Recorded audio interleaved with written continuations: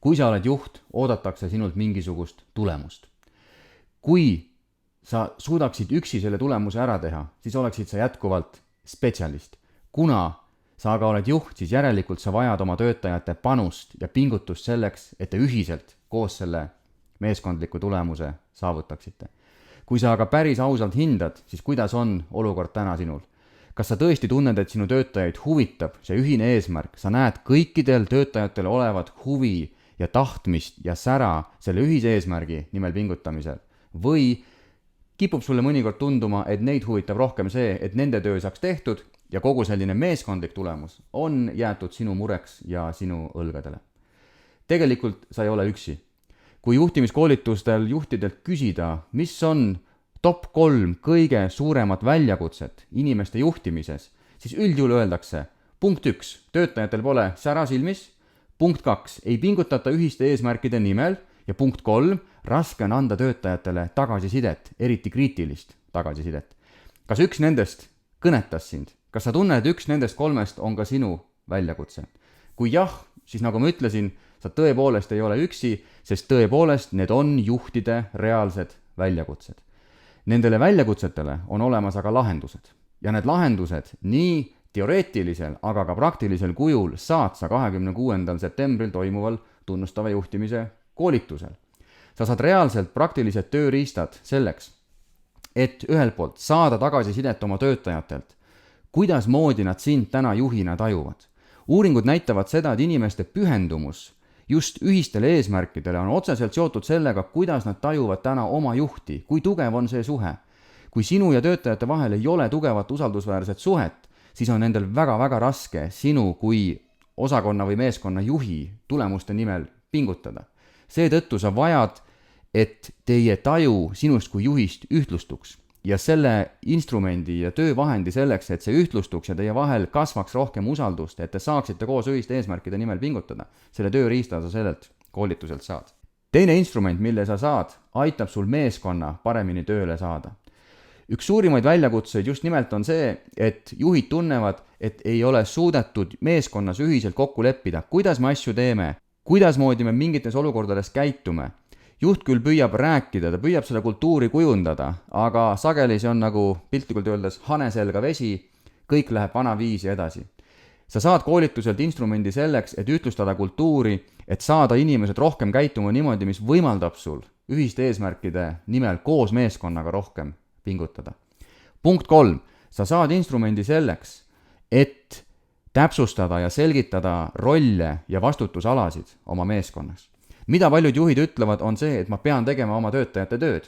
Inimesed ei taha võtta vastutust, ei suuda võtta vastutust ja samal ajal nad tahavad olla oma valikutes vabad. Kuidas moodi seda dilemmat lahendada? Kuidas moodi ühelt poolt anda nendele rohkem otsustusvabadust, rohkem iseseisvust, aga samal ajal säilitada kontrolli sellisel viisil, et kui sa usaldad, siis sa ei pea pärast katastroofidega tegelema. Ja siin aitab siin selline instrument nagu otsustustahvel, mille sa sellelt koolituselt saad. 4. tööriist, mille sa saad, võimaldabki hakata sul rohkem turvalisemalt ja regulaarsemalt oma töötajatele tagasisidet andma. See on selline konstruktiivne lähenemine tagasiside andmisele, mis aitab sul jagada tagasiside regulaarselt 3 plokki ja jälgida ja luua enda jaoks süsteem, et siis oma töötajatele süstemaatiliselt teatud mudeli alusel anda teada, milles neil hästi läheb, ehk siis neid tunnustada, millele nad võiksid rohkem tähelepanu pöörata, seeläbi tekitades võib-olla nendes ka eduelamust, sellepärast et kui nad hakkavad nendele asjadele rohkem tähelepanu pöörama, saad sa neid jälle selle eest tunnustada, tekitades nendes seda soovi uuesti proovida ja samal ajal on olemas seal ka koht, kus kohas sa saad mainida ära, et mis sind natuke nagu häirib, mida ta võiks oma töös vältida ja millele ta võiks just sellise koha pealt rohkem tähelepanu pöörata. Sama instrumendi alusel saad sa ka ise endale juhina tagasisidet, mis on ülivajalik ja üliväärtuslik, et jällegi teie suhe sellises positiivses tasakaalus ja toonuses hoida. Ja sa saad 5.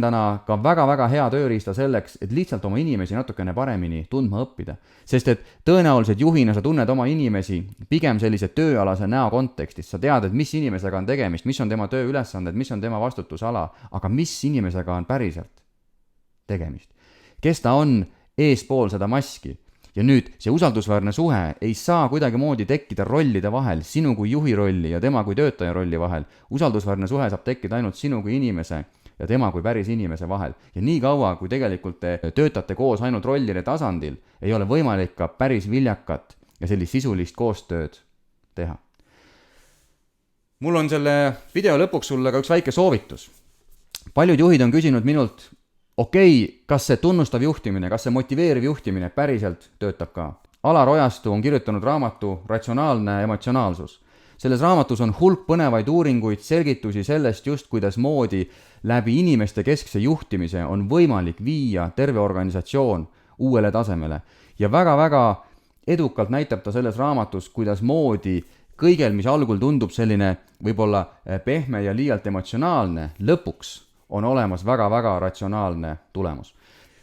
Loe seda raamatut, kui sulle tundub, et tasub proovida, siis tule tunnustava juhtimise koolitusele ja sa saad reaalselt praktilised tööriistad, et see kõik ei jääks mitte ainult raamatu tasemele, vaid et sa päriselt suudaksid sellega ellu rakendada ja seeläbi oma meeskonna eesmärke kiiremini saavutada, oma töötajatel rohkem sära silmis näha, et sa tunneksid, et nad päriselt on rohkem huvitatud ühiste eesmärkide saavutamisest ja nii sina kui nemad saavad oma tööst rohkem rõõmu tunda.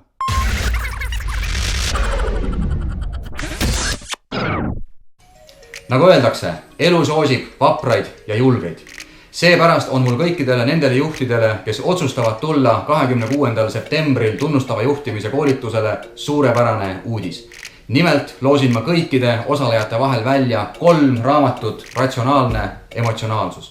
Need 2 koos, tunnustava juhtimise koolitus oma praktilisusega ja ratsionaalne emotsionaalsus oma selgitustega, oma inspiratsiooniga moodustavad sinu jaoks ideaalse terviku.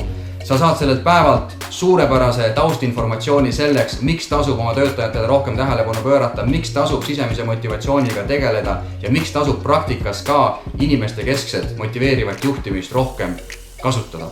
Sa saad head lahendused ja teadmised selleks, et ise oma tööst rohkem rõõmu tunda, et su töötajad rohkem pingutaksid ja tahaksid pingutada ühiste eesmärkide nimel ja et sa kiiremini ja efektiivsemalt oma eesmärgid saavutaksid. Aitäh sulle vaatamast ja kohtume 26. septembril tunnustava juhtimise koolitusel.